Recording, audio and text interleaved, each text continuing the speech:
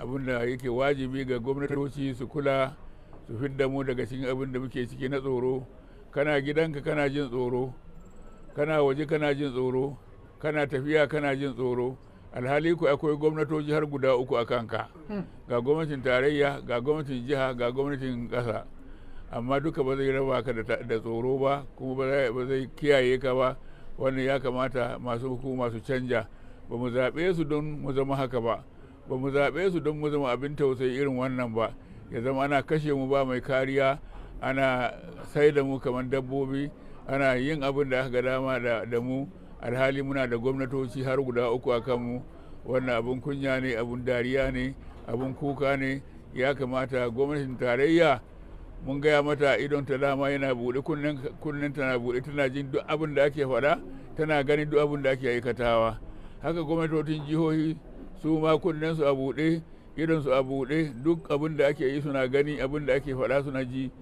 Haka kuma ƙananan hukumomi, ko da yake waɗansu wurare an rage musu ƙarfi, to a mayar musu da ƙarfinsu wanda suka gada cikin littafin constitution, su ma su samu ƙarfi irin nasu. To duk muna ɗora muku nauyi na kulawa da rayukan jama'an Najeriya, da zaman lafiyar Najeriya, da walwalar Najeriya.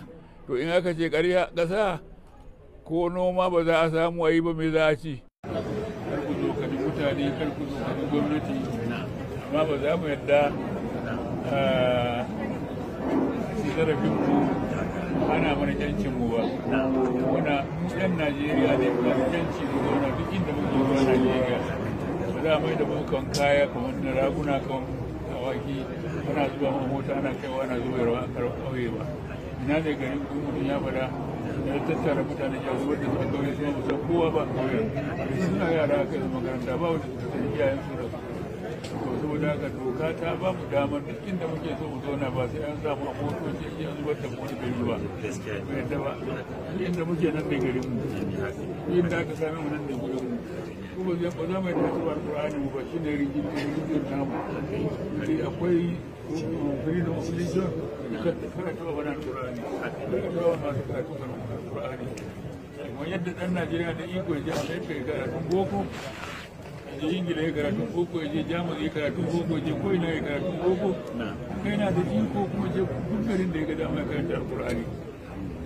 Ba za mu yadda mu a tauye mana namu ba. Saboda wannan dokokin da suka kawo ne ka sa hannu ba ta ga hannu ba. Ba wani wanda kowa sa hannu sai ya goge freedom of religion a cikin constitution sannan ya sa hannu. Kowa dukkan kowane ma'aikaci ai doka ce ta kai shi wajen aikinsa. To dokar da ta ce akwai yanci a Najeriya na addini tana nan sai an goge ta, za a goge wani Al-Qur'ani ba za mu yi. Allah da za mu tsaya kan za mu ba da za mu yadda mu ba za mu tsokani kowa ba, za mu nemi faɗa da kowa ba, kowa ma ɗan ƙasa balle gwamnati, amma ba za mu yadda a sa mana dokokin da suka saba wa constitution, a hana mana yancin mu na addini, a hana mana yancin mu na walwala na ɗan adam ba za mu yadda ba. Za mu yadda raba mu da shi ba, za mu yadda a tauye mu da shi ba. Duk wanda ya ce zai tauye Al-Qur'ani, Allah ya tauye shi. Duk wanda ke da wani kare masu karatu Al-Qur'ani, Allah ya karya shi.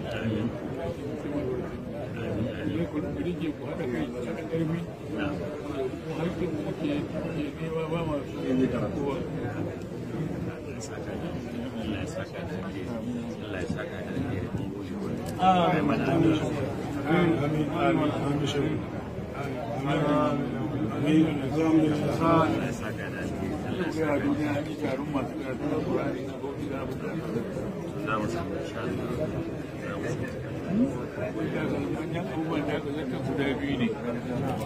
Da farko dai mu masu karatun Qur'ani kuma 'yan Najeriya ne, muna da iko mu zauna ko ina a Najeriya.